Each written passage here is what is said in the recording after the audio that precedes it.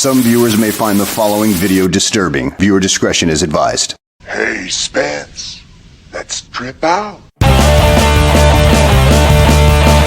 afraid not every human is as smurfy as they should be, Sassy.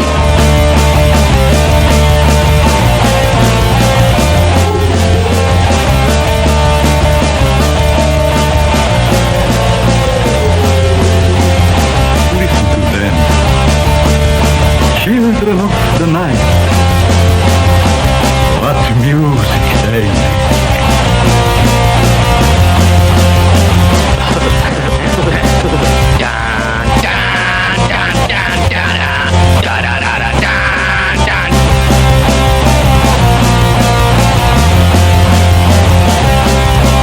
Yeah, certainly. Here we are.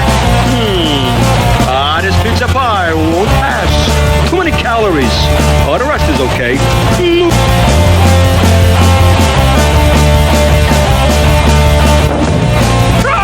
Natural life! Get it off me! Get it off me!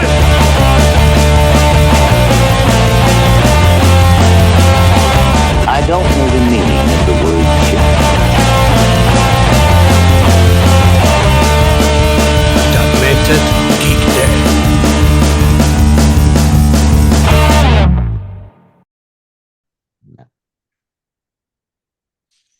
All right, we're back.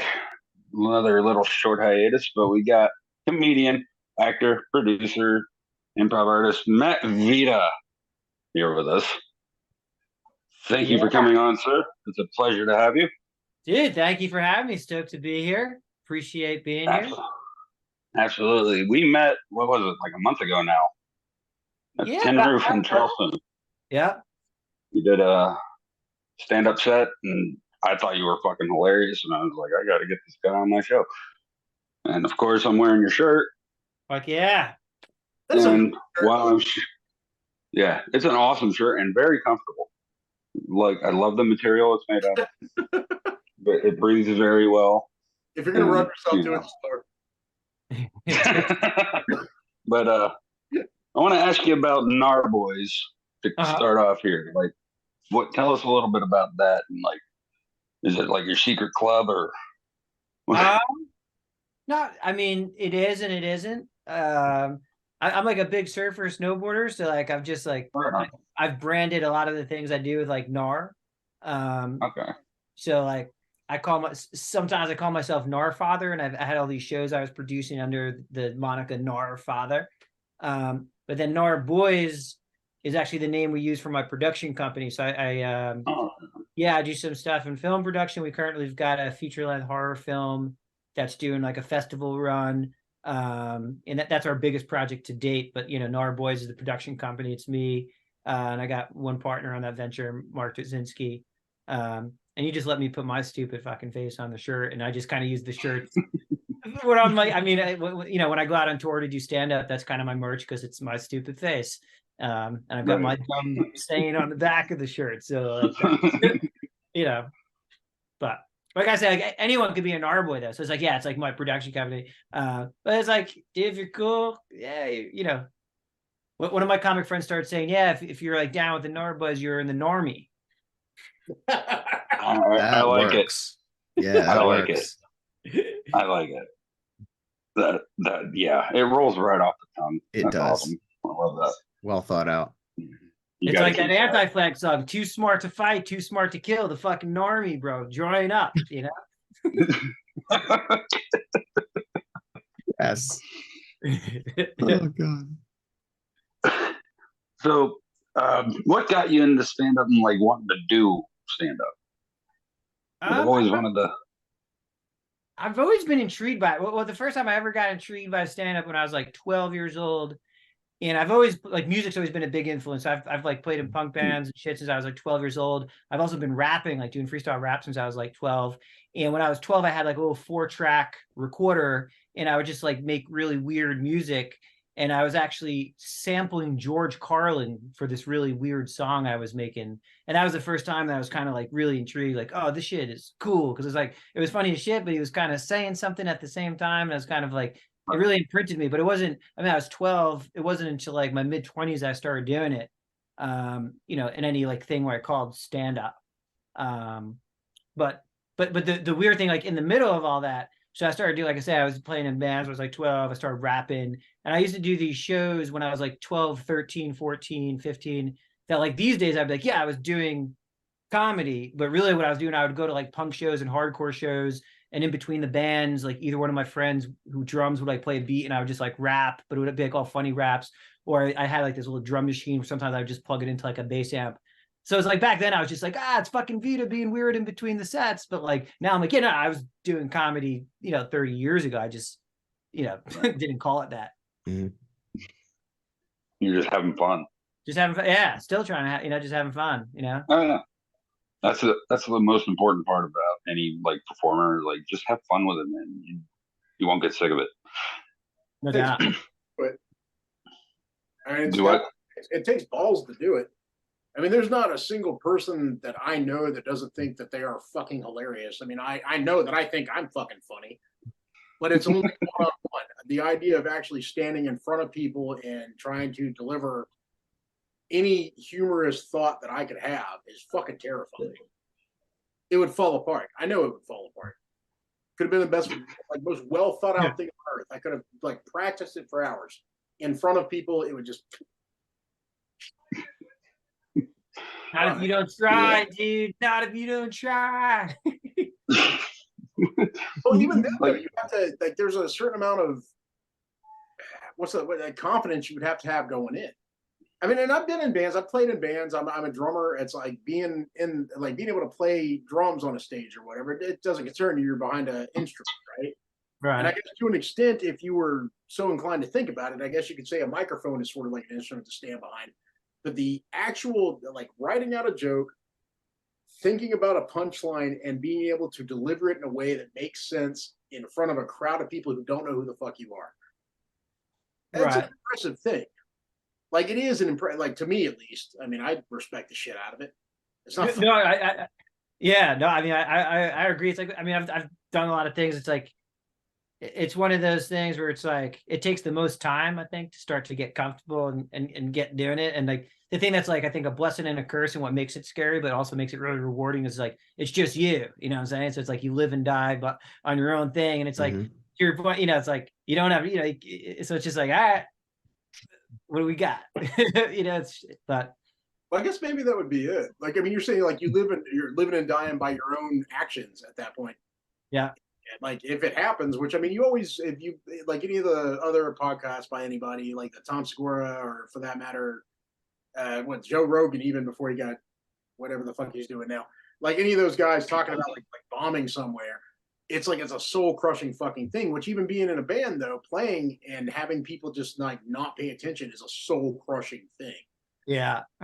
So I don't know. I this is a weird roundabout kind of way for me to say that I respect the hell out of it. Thank you. The effort and time that goes into it, as well as the ability to fucking stand up there and put it all out there for fucking people that maybe won't come see you again. Then again, I guess maybe you might pick up 1 out of fucking 10, and that's right. Yeah. It's so funny. I'm just thinking about like the times I've bombed both in music and comedy, and both soul crushing. The one benefit for comedy though, when you're bombing, is like you've got the ability to pivot.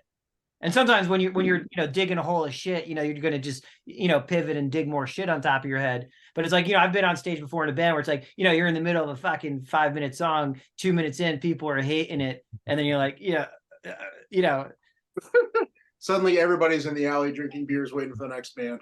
Yeah. And it's all right. Well, this fucking chorus is coming up, and I'm not going to stop hitting these, you know. So it's like, just get angry about it. Start doing covers of other songs you know they're going to hate. Right.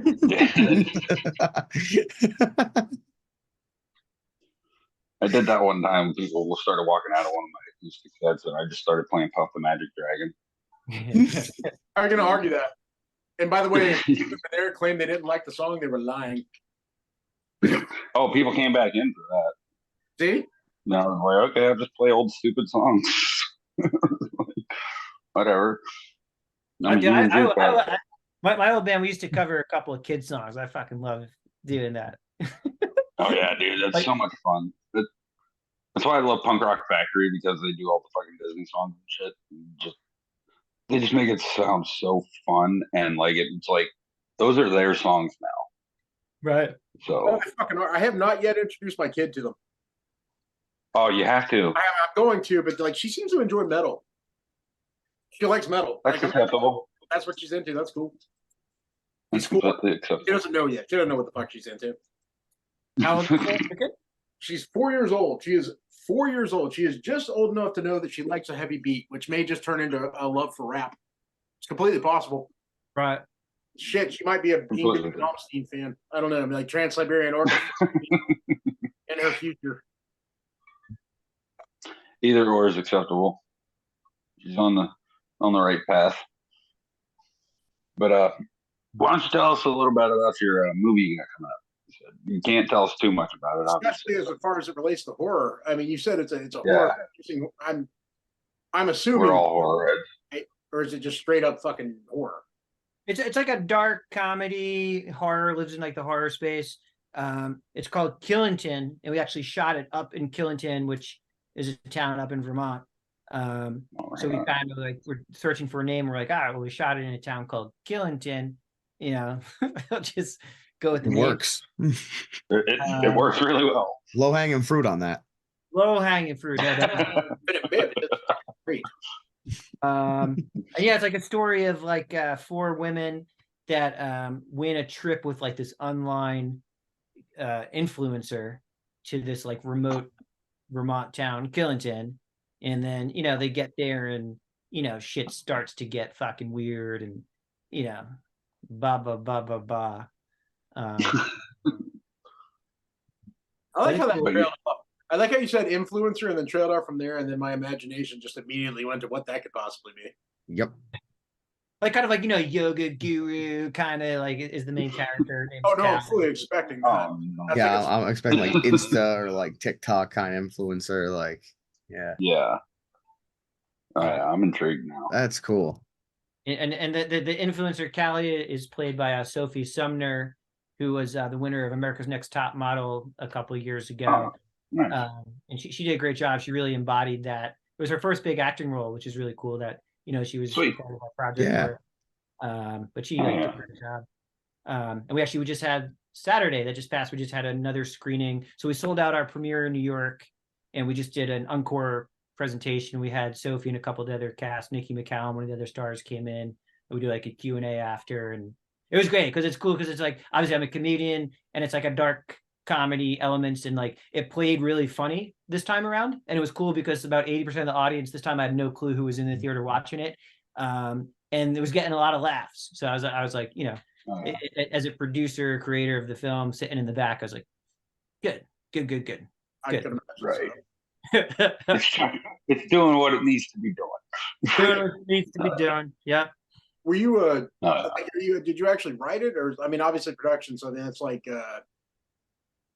I mean, it's not direction, but at least a feel for it as well as money behind it. But were you writing as well? Like you got to do some of the actual scenes or what? Yeah, so it was kind of like, it was like My Little Baby. So it was where I landed with on the official credit is story by. So I sort of came up with the whole idea of the story and I started to write it. And then I tapped this woman, Grace Day, who I've worked on a couple of projects with. And she's just like this prolific writer. So she like literally I gave her maybe 6 pages plus like, we had like a couple of calls and I was kind of like, this is the story and this is the arc and this is the blah, blah, blah, blah, blah. And then like insanely fast, she had like a whole script. Dude, that's awesome.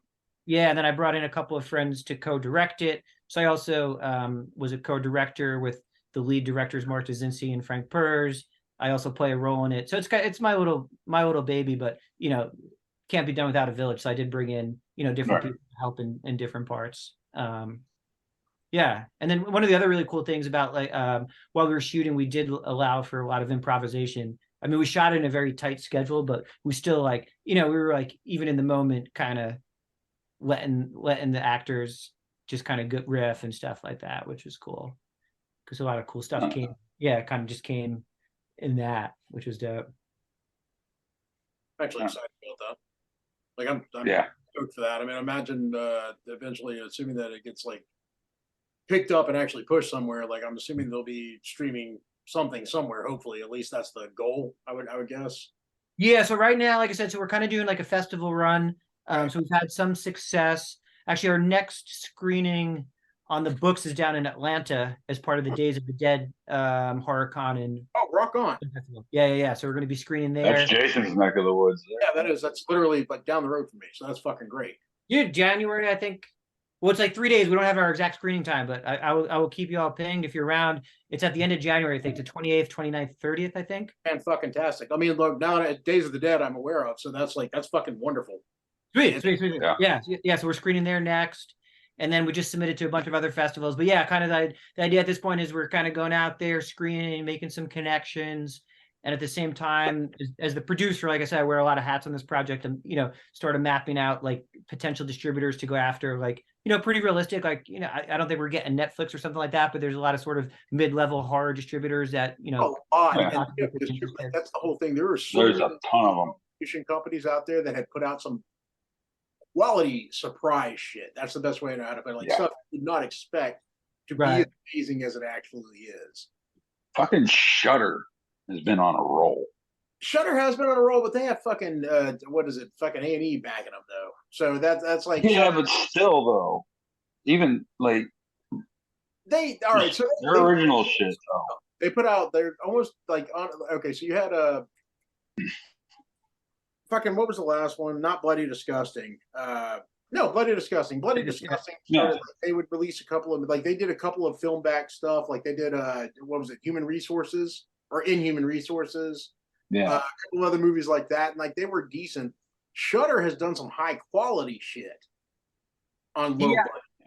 I feel like Shudder, and I might be wrong in this, but I think Shudder was kind of doing some of the more like lower budget stuff and is kind of getting away from like the lower budget stuff. I think Bloody Disgusting is still playing in the space a bit, where it's kind of more, Oh, they definitely are. I mean, they haven't gone away. It's actually depending on the type of horror that you enjoy, they're probably your better bet. I mean, it's like the difference between like if you're an A24 person, like an A24 person, then A&E is probably where you want to go with that. You know what I mean? I'm not saying that's where it's going to land, but that's like the way that I think about it. Yeah. I got you. If you're like a Blumhouse person, definitely hit up Bloody Disgusting. Right. Yeah. That's more the angle. So. Yeah, I mean, a personal opinion, by the way. I would hate to insult any Blumhouse and or A24 fans. Hereditary was a great movie. I'm with you guys. It was, but I can't watch it again. We've discussed that. I watch it once every 2 years. I can't do more than that. And Midsummer was fucking great. I can watch that whenever, but I don't really see it as a horror movie that everybody made it out to be. I've never watched that. There's a weird fucking movie, but it's not actually a horror movie. It's a creepy, uncomfortable movie, but not a horror movie. I mean, I don't know. I don't know a nice way to put that. It's a mind fuck. It's a good movie, but it's not a horror movie to me. All right. I get that. I guess I'll have to watch it. At the same time, Tucker and Dale versus Evil was a fucking horror movie. Tucker and Dale versus Evil, pure genius. Fucking comedy and horror, the way it was meant to be fucking done. Yes. Like, if you can laugh at a dude getting fed through a wood chipper, then somebody did something right. You know what I mean? Funny. That scene fucked himself into the wood chipper. Well, the fucking their head wound, fucking just running through it with like notifications. I think they're just killing themselves. Like that was it's fucking hilarious. Like somebody did the redneck fucking violent asshole trope and turned it into that brilliance with Tyler Levine. Fucking Alan Tudyk of all fucking people. When he's all stuck up with the bees and he looks like shit. And just everybody runs away. Dude, the chat Oh shit. The fucking horror baby of some redneck. And he just and he's like, all right, well, I guess I'm going with it. Like I said, that movie's pure genius. I'll watch it at any given moment. And do not care, I'll drop what I'm doing. But yeah. Shout out to those guys for that movie. Like, anybody that comes across us online, go watch it. You haven't seen it, watch it. You'll be happy. Yeah, seriously, it'll make your day so much better. By the way, what is the name of the movie running at? That's going to be down at the Days of the Dead thing. It's Killington. Killington. Killing. Yeah. Yes. Yeah. Fucking Back around. We veer off a lot. Probably should have warned you. But why don't we go ahead and take a quick break, and then we will come back and get into some more stuff. Cool.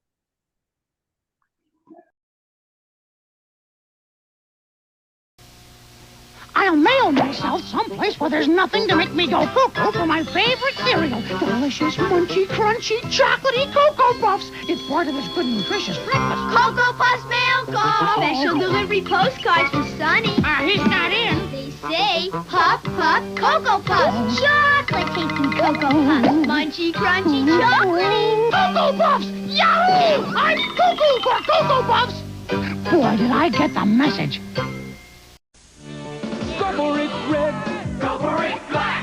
Go for Get it. off my back. Connect 4. Got 3 in a row. Go for one more. Go for it. Too late, Joe. Connect 4. Go for the fun of Connect 4. 4 in a row wins. Go for the bottom and go for the top. Watch for the block. Forget it, you're stopped. Go for the glory. Go for the star. Go for it. I win! Connect 4. Go for it. Yeah. Connect 4. I'm gonna grab him.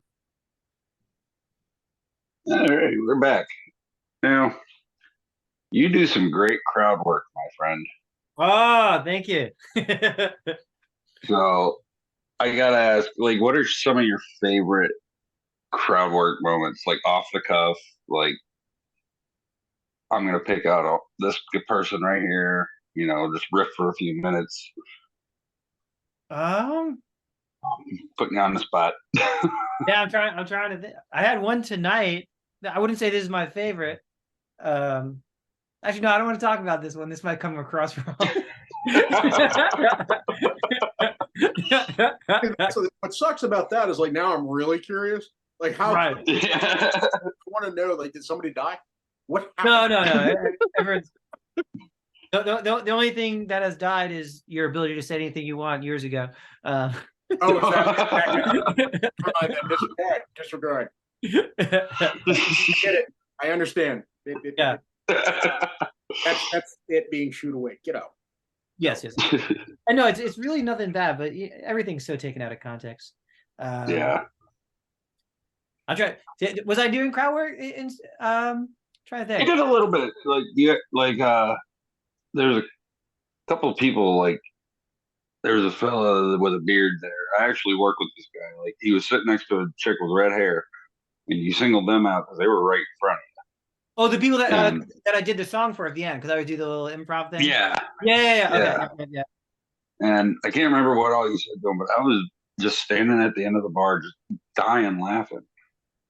Because I was number one, because I know them, like very Right. well. Right. And number two, you're just a funny dude. So, and I love and I appreciate a comedian who can just riff, like out of the blue, like off the cuff, and be funny and hit all, like maybe not all the time, but you're able to bring it back and then you can hit right immediately after. I always appreciated that about any comedians who can just improv. That raises an interesting question. Because like you were calling it crowd work. Have you yet been in a situation where you've been unnecessarily heckled? Oh yeah, for sure. And honestly, unfortunately, like happens more these days than when I started. And honestly, I think we could thank the lovely social media, yeah, because and it's like this double-edged sword because it's like you're as a comedian, and I'm not really one of those dudes that posts clips. Honestly, probably to the detriment to my career, because it's like some of these dudes are just, and I'm not hating on it, but like, just posting clips and all the clips you're posting, it's like, I don't want to burn my material. So then you're posting crowd work clips and yeah, it's funny. And sometimes it's fucking great. But then like, if you're consuming this, now all you think comedy is a participation sport. So then you show up and then it's just, sometimes you get these shows where people are just like, they think like they're helping, which is like and it's like, I'm giving you a chance to fucking go off. Like, yeah, that's not, I blame Stephen Hofstetter and Jimmy Carr. That's what don't get me wrong. I mean, watching them work is fucking hilarious. I mean, because it is like Jimmy Carr, I mean, watching that man deal with a heckler, and it is part of his shows though, like it always has been, right? Like that guy sets his shit up in such a way. He has a question and answer shit at the end where it's literally for people to heckle him, and he expects people to do it during the show because he already has pre-prepared answers. Stephen Hofstetter, not so much. He actually seems really angry when it happens, but he's really good at the response. And I feel like he's got some kind of, if not pre-prepared, he at least has a, let's say, an idea of where he's going to go if it happens. Yeah, and I think it's like over time, it's like you wind up in the same situations. You know what I'm saying? So it's like for me, there's been things that have happened like spontaneously in the moment, you know, where it's like, you know, and I've been doing it 10 years, like it's happened again. So it's kind of like, you know, it's like, oh, you wind up in the same place. So like, I know for a fact, actually, like some comedians, you know, not to like give away the magic, but like some people write in a way where it's like, oh, like I know I could get someone to say something close to this. So like, so you know, and then it'll come off like, oh my God, that dude's a fucking genius. Like, how did he, you know? But it's kind of like, you know, it's similar to my opinion on like, you know, you go to like mediums where it's like, did someone die in your life? You know, like they're straight up cold reading the audience, right? Yeah, exactly. yeah. That's, you know, two comedians though, like if you could like get two comedians randomly at any point in their fucking highlights of their career to respond to a heckler, like for me, George Carlin, I would love to fucking see that. Right. Oh God. Right. And for no other reason, because it's fucking George Carlin. Like at the end of it, even if he doesn't respond in a way that makes you feel stupid, it's George Carlin. Aren't you going to feel like an asshole? Yeah. Right. Yeah. I'm sorry I interrupted your brilliance. And you're going to go about your life, right? But Robin Williams, I would love to see Robin Williams. I was just gonna say I want to see, but I don't want to see like kind bearded Robin. I want to see like coked up 80s. Oh, I want to see angry Robin. Yeah. Yeah. Drunk and high. I'm like, oh yes. Irish golfer Robin. Yeah. Oh yeah, just go or Scottish golfer. You paid to see me, your wife paid to see my dick. Haha. Like that. Well, I was just so you know, I didn't mean to promote it. I did mean to promote it, but I was just worried. Yes. So this is the comedy festival that I co-run with Colin Doyle. So we just had this 2 weeks ago, and our headline show this year we had Colin Quinn, which was amazing. Me and Colin, Jeffrey Gurin got to open up the show, so that was amazing to open up for him in a 400-seat theater. But during Colin Quinn, somebody fucking heckled in a fucking 400-seat theater. Someone was heckling about fucking Swedish fish, and I mean, and Colin just fucking like, I mean, it was, I mean, he shut him up. You eviscerated him. Laughs and instructing. I know, eviscerated him. Yeah, and it was just like, you know, I mean, Colin is an absolute goat. I mean, he's just like, oh God, yeah, dude, he's all of our childhoods on TV at one point, if not on the different shit on Comedy Central after they. He had that one show on Comedy Central with Dennis Leary used to pop on. A bunch of other people used to fucking come on. Yeah. Oh God damn. I was just thinking about that show. Fuck. Hold up. Colin Quinn's a fucking. You call him the GOAT. That's fucking dead on. Like he fucking is. He really is. Yeah, no, he's like. Yeah. I mean, yeah. But this woman was going on and on about Swedish fish, and like once, and then it was kind of like boom, again, and then like he finally ended. It was, I mean, I'm not going to do it justice, but something along the lines like, lady, what do you think this is? A fucking Red Sox game? Like, you know, leading to a level of professionalism. He was willing to deal with it multiple shots before he finally replied. Tough crowd with Colin Quinn. Tough crowd. Yeah. Yes. Yep. Oh, you know who else I would love to see deal with a fucking heckler? Dude, the "You Be Here 4 Hour." You go. That guy. What was his name? Because he was fucking hilarious. Talking about big dude. Oh, you know what? Actually, skip him, Louis Anderson, because he's one of the nicest dudes you ever see in comedy. Most of it's clean as shit. He did Life with Louis. I mean, let's be fair. Regardless of personal life, I mean, Louis Anderson. I'd love to see him deal with a fucking heckler. I mean, he's dead now, so maybe not now.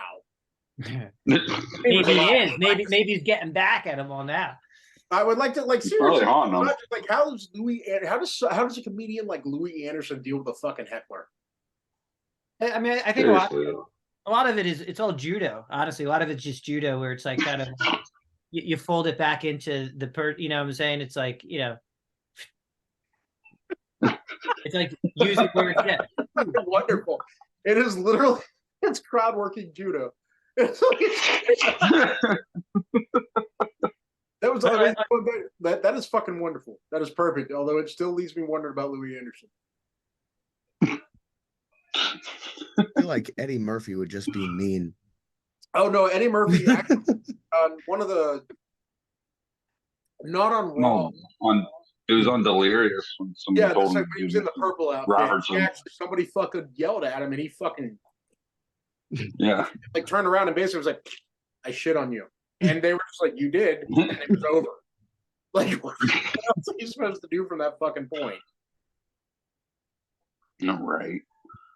Yeah, No, like back to the point, like the ability to immediately come off the cuff and deal with that shit is an amazing thing. Although it's also being like the social media thing, it is being ramped up. It's turning into a solid point of like what's his name, Matt Rife, that guy. Like you've seen him all over. Like that dude, he's funny, but most of his shit is literally just talking to people and coming off the cuff quick. Yeah, no, he's great at that. I mean, honestly, I think that's some of his best stuff is when he's riffing. Right. No, it is. Because even stand like I don't want to talk shit about the guy. It's not my style of humor. My style of humor falls like elementary school and Terry Pratchett. That's where my humor fucking resides. Right. His humor, his actual stand-up shit is not funny to me. His ability to deal with his audience is fucking hilarious. Right. To an extent. A lot of it seems so pre-informed when you see all the different clips popping up nonstop. Like a lot of it is just so set up. Right. I'm not saying that the audience is set up. I'm saying his responses are. It's like you were saying earlier that a lot of times the jokes are set up in such a way as to pull somebody in. Right. What this shit is. And it's like sometimes it even just happens naturally. Like I've got this one joke. I forget if I did it when I was down there, where it's kind of like, there, and it's almost like playing on like that old like the trope of like who's on a date, which is like the whole like I've got like an inside joke with comedians like, oh, let's do crowd work, like you on a date, or but it's kind of like I've got a joke that's kind of like that setup, but then it always like one time it wound up to this place where it's kind of like it winds up there a couple different, like in the same place a couple of different times, but it's always kind of like if you talk to a married couple. Now I'm just like giving away my whole hand, but it's like, and I've just realized over the years, like you talk, people are gonna watch this at school. That's no way to talk. Take it back, edit it out. People, I'm sorry. Craig, you heard it. Edit it out. Edit it out. I'd rather ruin everything I've got to have that in the episode. All right. That's 6. That's what I've been drinking since 6. I'm sorry. This is my first beer, VTIPA plug.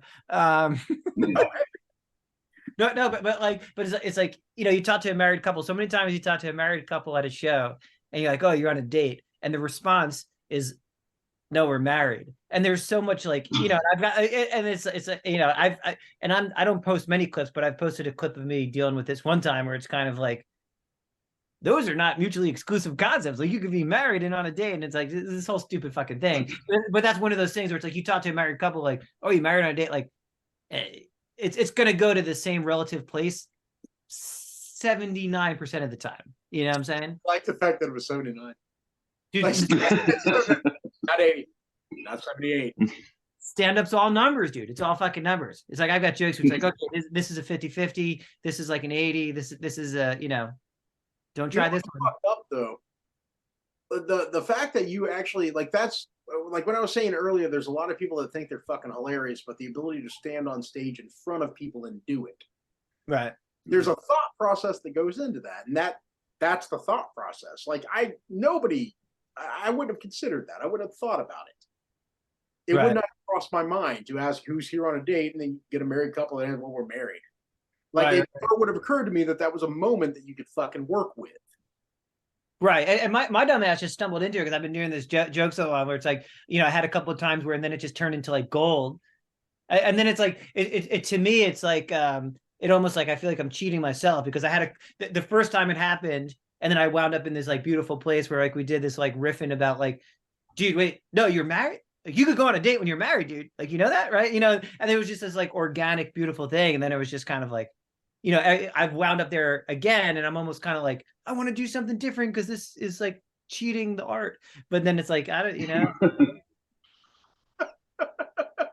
where it's actually, it's funny. Like I did this, we were doing a musical comedy show as part of the festival at this theater. The night before the Colin Quinn show, we have like a musical headline show, and I was a part of that. And while we were in rehearsals, like I do a freestyle for that, and I came up with this one line in the freestyle. I was like, "This is great. I'm gonna use it in the show." But then I was like, "This goes against everything I fucking stand for." And then I fucking use it in the show, and I've been suicidal ever since. I'm like, why did I do it? Why did I do it? Excitement with which you just fucking went back through it. So clearly you were very happy with it.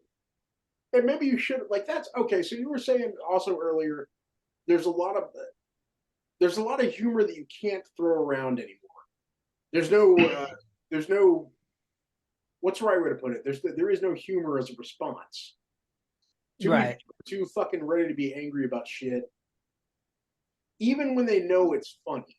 When they know it's meant in humor, it's not meant seriously. There's no cruelty behind it. It's just a joke because it's a great punchline. It's fucking hilarious because you don't expect it. It pops out of nowhere.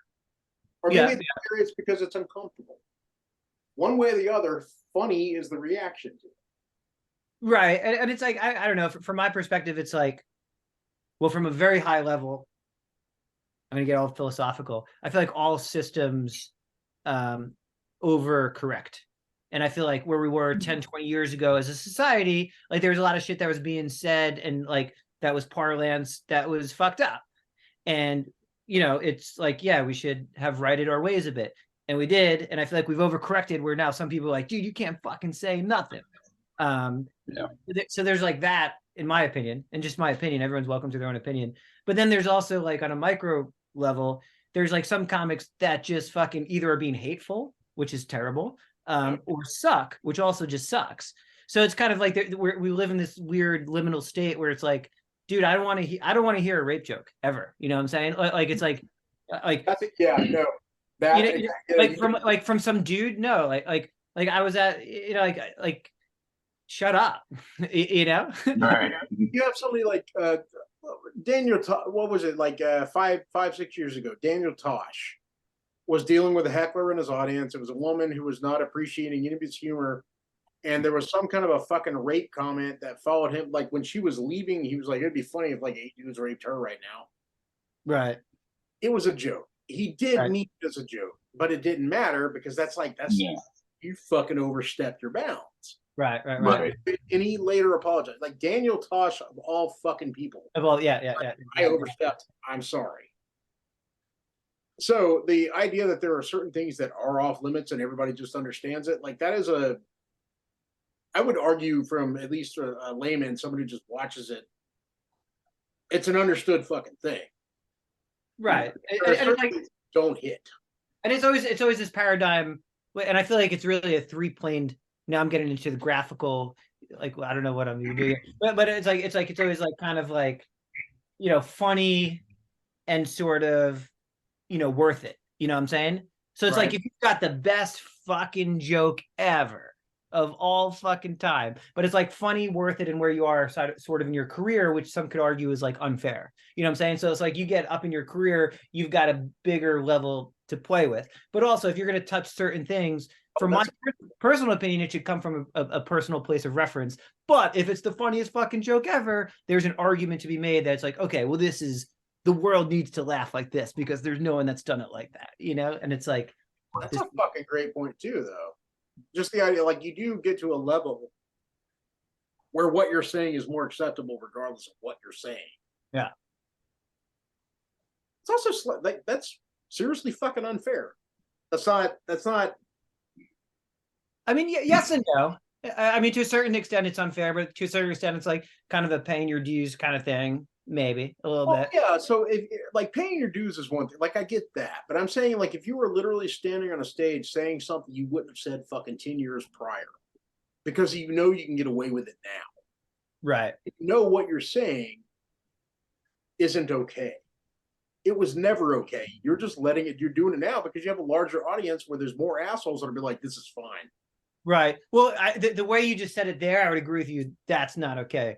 but I guess like the place where I would maybe disagree if it's kind of like, okay, well, I'm at a place now, I'm 20 years in, like I understand right and wrong. This is coming from a place of either personal experience or love. So it's a touchy subject, but I have worked my way up knowing how to no, deal that's with fair. Okay, so, no, that's fair. You know, So maybe a better way to put it is somebody who has gotten to a point where they're able to punch down because they're that high up.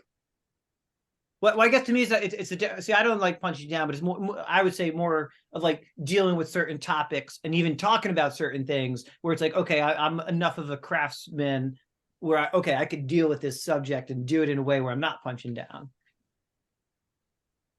I can't remember the guy's name. There's a comedian out of New York. He does a lot of racially based humor, and he's a white dude. He's an Italian white dude. Italian? Yeah, he's an Italian white dude. A lot of it, or it might be Puerto Rican Italian, actually, combo. I could be wrong about it, but it's like he's just in a niche area where he can make racial acknowledgments. Right. Let's put it that way. The thing is, he's fucking hilarious. He is really fucking funny. And if you look at his audience, especially like I think HBO did a special with him where they sent out, they did the whole overview of the crowd. It was very clearly a mixed crowd. Right. And everybody thought it was fucking funny. Right? Right.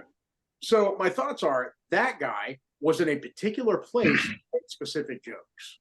Right. Whereas like Andrew Dice Clay, who I hate to use because I fucking love him. He's hilarious. But Andrew Dice Clay, on the other hand, pushes up and continues to push the envelope because that's part of his persona. Right. And that's also, it's a character, Right, exactly. It is a character. I don't know what that guy personally believes. Fuck, he would never come out and say what he personally believes because that's the character.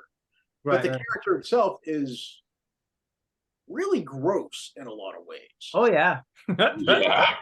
So that's part of the humor. And who the fuck would go to his show if you didn't expect it? Like, if you know who he is, you're expecting that. Right. If you don't. If you're at a show and there's a comedy headliner that happens, although I guess to be fair, if Andrew Dice Clay is heading something, chances are everybody that led up to it was also the same guy. Yeah. At this point. Or just a really good friend. Fucking 20 years ago, but at this point. Yeah. Actually, one of my good friends opens for Dice a lot of the time. A really phenomenal comic, Christy Miller. Check her out; she's phenomenal. But she's shout out to Christy Miller. Shout out to Christy Miller. I haven't seen. Sorry, I sort of take this shit seriously. Not seriously. Kind of seriously. I'm gonna put that up there. Legitimately. Like, I love comedy pretty much almost every form, barring certain boundaries. But I love a good roast. Have you ever been a part of a roast? So I've done one roast of a sort of a mentor become friend of mine, Chris Griggs, which was super fun. Super funny comic. But so funny. I originally met Chris. I took classes with him when I was doing improv classes like a decade ago. And then great dude, great comic. He's actually one of the first people that ever brought me out on the road to feature for him, which was really cool. But we became buds, and I did a roast for him probably 6 years ago. And then I did the roast battle. That was more of your typical roast, let's all get together and roast. You're busting each other's balls, Yeah, it was more of kind of I forget if it was his birthday or what, but it was one of those things where it's okay, let's get 20 people that are close friends with Griggs and just kind of, roast him. More kind of like the Fryer style. But then in New York and obviously in Chicago and LA, there's roast battles is becoming a thing.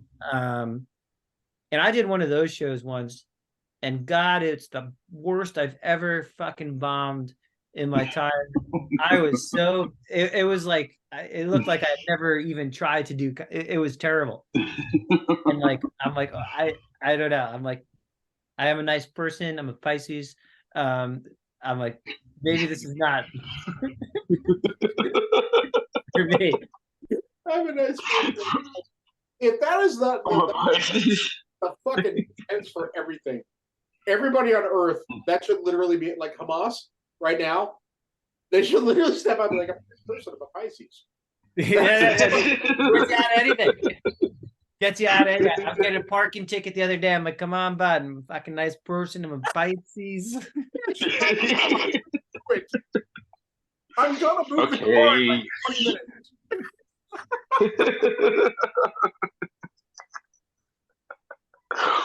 That's awesome. Yeah, it takes like a special like ability to be an asshole, I guess, for lack of a better word. But like Recognizing Like- that you're in a fucking stupid situation is yeah. So, some people are just good at. I've got one buddy, Dan Wicks, who's an amazing comic in New York, and he's like roast battle like champion, and he's fucking killer at it. And I mean, I watch his battles and like, dude, I mean that shit like it cracks me up. Like it's not like my go-to like brand of comedy, but like if Dan Wicks is doing it, like I'm always watching it. Like he's fucking killer, and he's like honestly one of the nicest dudes ever. Yeah. But That's why I love the roast battles because like they like the Jeff Ross roast battles on Comedy Central that he did. I watched those and like some of the comedians on there are some of the nicest people. Like they're just genuinely funny people who tell clean comedy stories, but they're on this roast battle and they're brutal at times. And it's like, but it's funny. And I just love watching people bust each other's balls. I don't know. I love, hilarious. you know, it's just friends being friends. And it's like, that's where I feel like comics get the chance to really push their limits, though, see what they can get away with. They get the those shows for sure have like you know, you're hearing more stuff in those shows that are like, you know, people will accept people to, you know, really kind of pull off the gloves. But nobody that does the roast battles, none of them are Pisces. So just callbacks. Okay, a lot of Scorpions, Aquariuses. Let me just Capricorns. So many Capricorns. Random. This is actually a random, like just a personal thing. We asked earlier about the idea of dealing with a fucking heckler. Right. How awesome is it when you get the chance to run a callback? If you get the chance to throw a fucking callback at somebody, how great is that? It's a good feeling. It's a good feeling. That's a fucking wonderful feeling. Like even on a one-on-one basis, that's an amazing feeling. Jesus Christ, for the whole fucking crowd. Yeah. I cannot even imagine. It's got to be the greatest fucking moment in the world. Yeah. Like you, not only did you fall into a trap of your own making, but you made this funny. Like just fucking do that. That's fucking great. All pros and veterans though, when you do it, you have to say hashtag callback motherfucker right in their face. Otherwise, it doesn't count.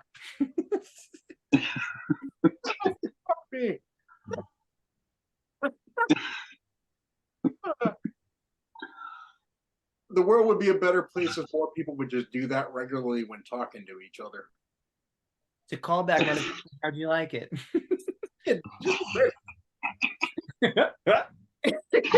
Fucking shopping.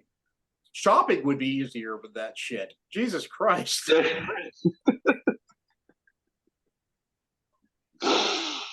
Oh man. Yeah, like I don't know. It's just roasting to me, like I don't know.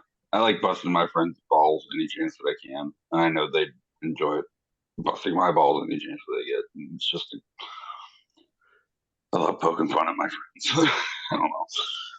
And it's just watching comedians do that to each other is one of the greatest things, and it shows the true brotherhood in the community of comedy. Which is that's also a social media thing too, though. Like that's become to get attention. It's happened a lot, right? Like there's a bunch of different fucking. I can't remember the one thing that I watch all the time. It's always the Joe Rogan's club somewhere. Joe Rogan's thing. Are you talking about Kill Tony? I think so. Where like everybody like they set up on stage and they're basically just talking shit to each other nonstop. What was it? Well, the Kill Tony show is a show where he brings on people. They do 1 minute and then they just riff after. That's it. Okay. Yeah. I believe that's it. So the idea, first off, it's a brilliant setup for a show.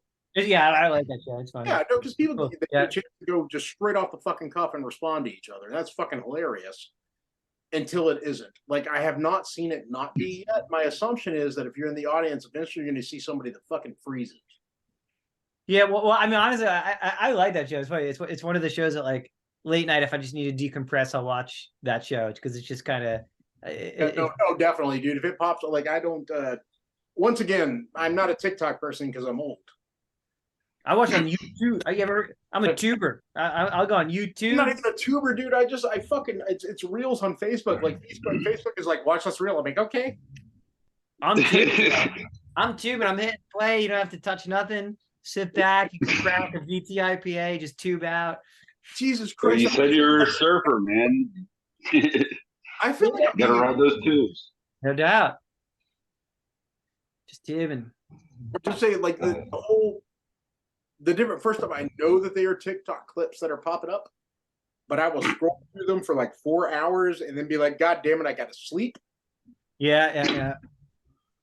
Yeah, social media is bad, dude. It's bad. That's why I never got to. Well, I had TikTok for like a brief stint, but I was like, this is crack cocaine. Yeah, no, it's bad. It's real bad. Like, the fuck you don't want to do it. You can't help it though, because Jesus Christ, how do you make your coffee better in the morning? Right. Like I would like to know how I make my coffee better. I've been making coffee the same way my entire life. What do I do? It involves peanut butter. That's fucking weird.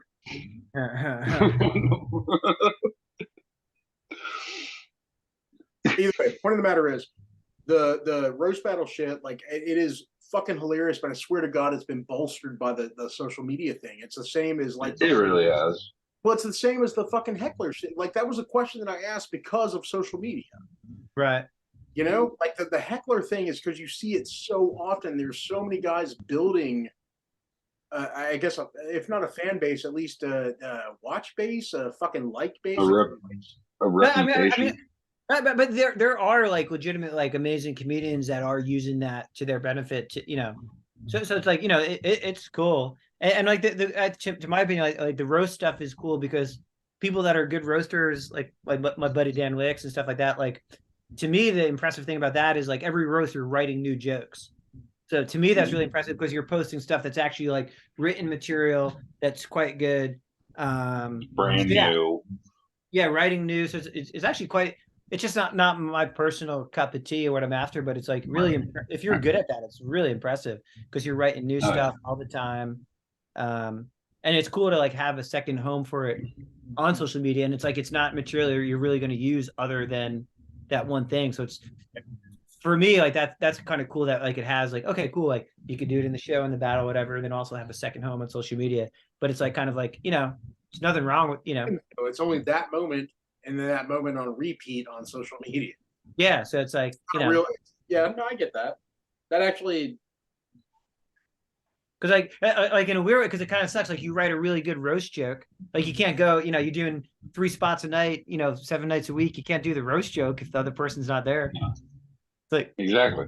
How without baiting the audience and hoping? Unless you can use it universally, and you can single somebody out. It's like, what Matt Vita looks like, right? With his stupid fucking beard. What? You know what I'm talking about? His big ass fucking forehead and that dumb barrel in his background. What? You're not related.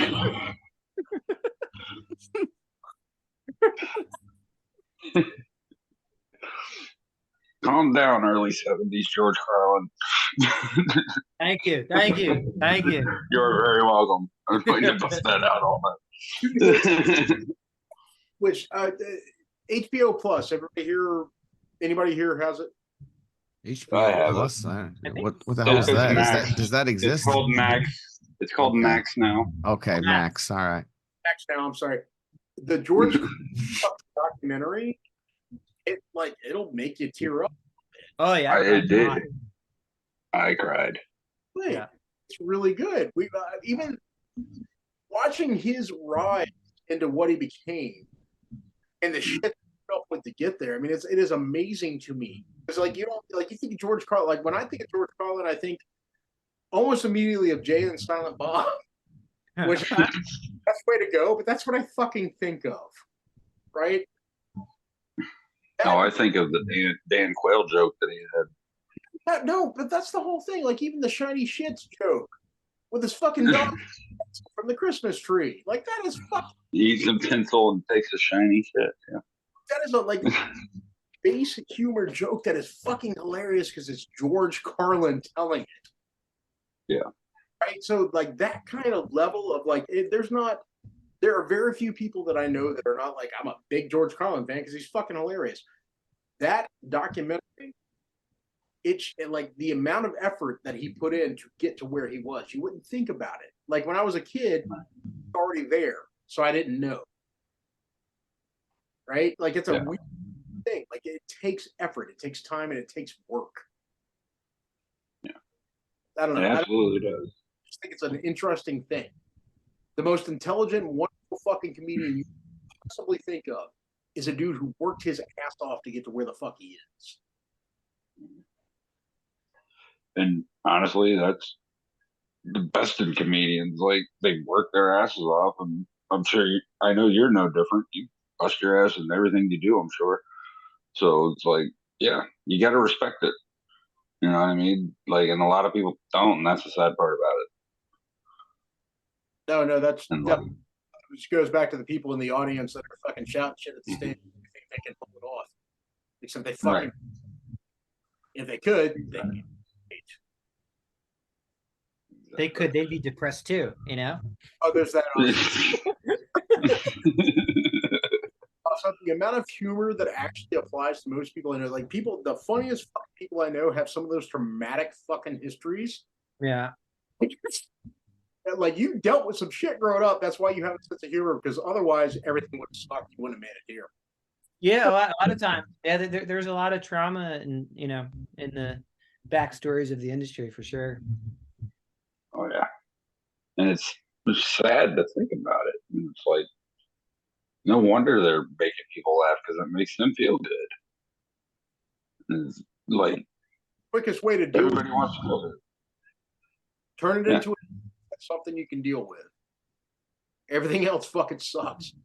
So like make We it all do it. and go back to your room. We all do it. We all do it. I know we've all done it at least once. Crack. I got another. Hold on a second. What? Of course.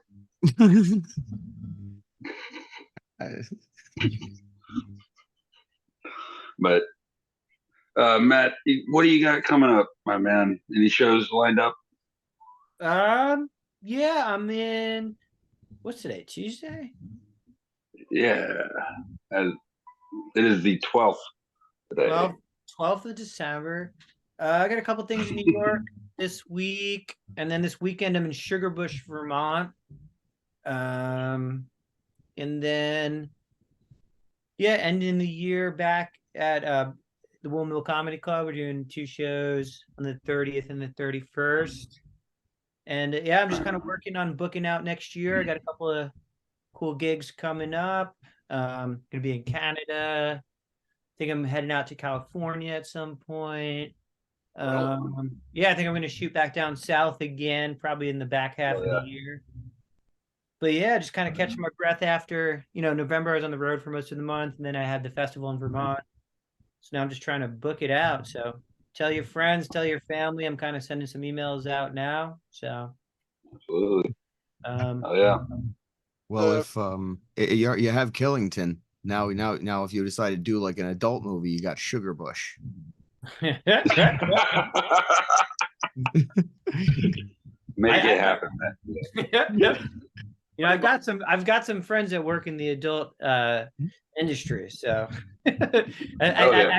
actually my good friend, it's actually his birthday today, extremely talented composer who composed the entire soundtrack, completely original score for Killington. He's also works in the porn industry. He does he works a lot in like the parody porn. So he's done like the so he's actually won an AVN award for Camel Toe. He also did the soundtrack for Aladdin. Classic. Total classic. But he would come all over Sugarbush. You heard it here first, folks. I'm all over Sugarbush. 2026. Let's do it. What's the do you This guys? is the tagline. I wonder what the laws are for shooting porn in Vermont. Oh God, I don't know. You'd be paid. Is this like a state? You Because can like a lot of porn's like shot in like Florida, I think, like and like California, Nevada. Like Yeah. I guess, Yeah, give me a minute. I'll look it up. but how does here's a question. Obviously, I've never thought about this to right now. How does OnlyFans work? Yeah. What's the legal loophole?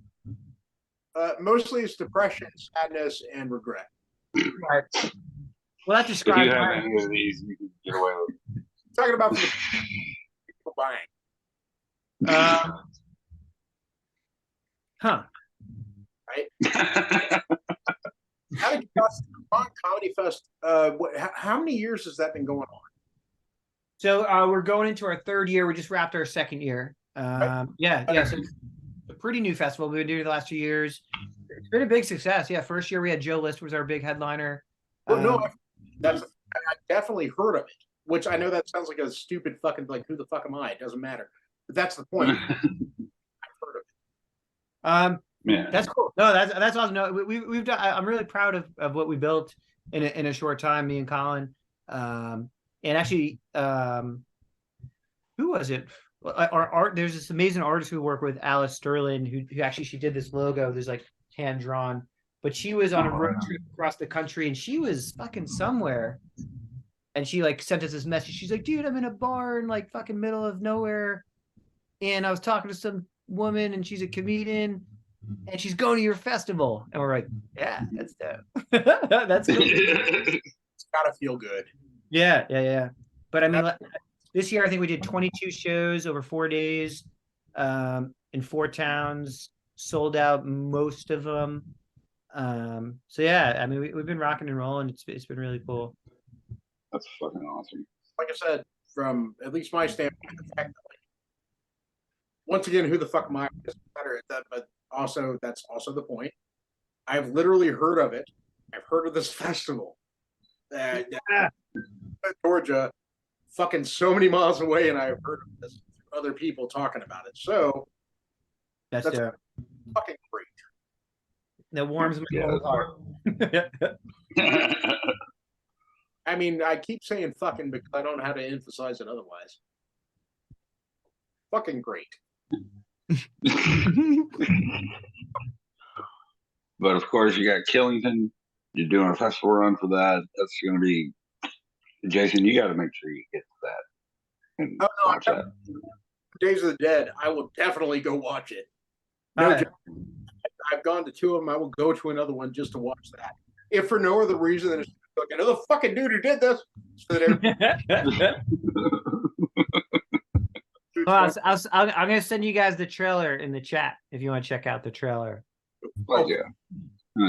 Just send it to me in a DM or something, and I'll shoot it over to these guys. Greg, one of our other guys, right? Loved. That works too. Yeah, I forgot all about that. Would have fucking loved to have been here for this conversation, but absolutely. Oh, what did I do? No, stay that way. It's better. Oh shit. Oh jeez.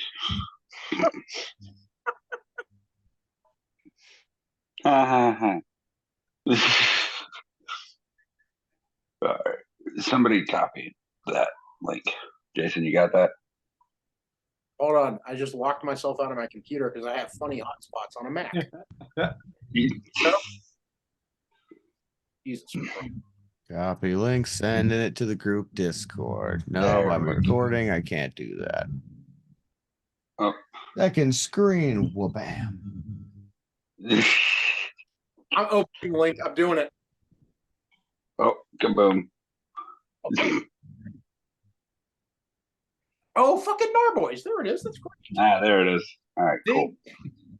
Oh, God. Reminiscent. Oh, that's great. Oh, shit. Oh, we're getting a live real-time reaction. Oh.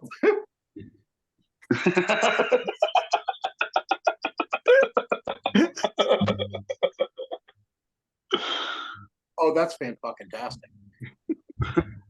Okay, reaction videos need to become a thing on this channel. Are you sure? Because this is making me giggle.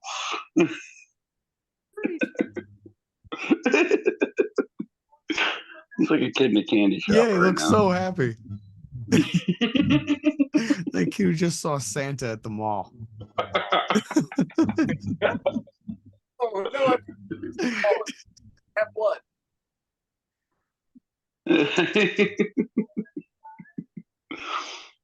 Well, Matt, I'd say that's a compliment. I take it. Love it. You just made his day with that. But dude, we appreciate you so much for coming on. Like Yeah, for dude. real. This has been great, man. Good chilling, you dudes. Appreciate you having me. It was great meeting you. I mean, I honestly, part of the reason I love going on the road is just like meeting like-minded people from all over the place. I was like really glad I got a chance to meet you, and this has been dope. Oh yeah, dude. We appreciate Likewise. it again. And good luck with Killington. Thank you. Good luck with Sugarbush. Just gonna say Yes. We gotta make that happen. the teaser that was put together for that was fucking great. Thank you. Thank you. Good stuff. That is really good stuff. I don't know what's going on, matching boots and pants, but that's fucking great. I am shit. Oh yeah. Make sure you meet up with Mr. Vita while you're there.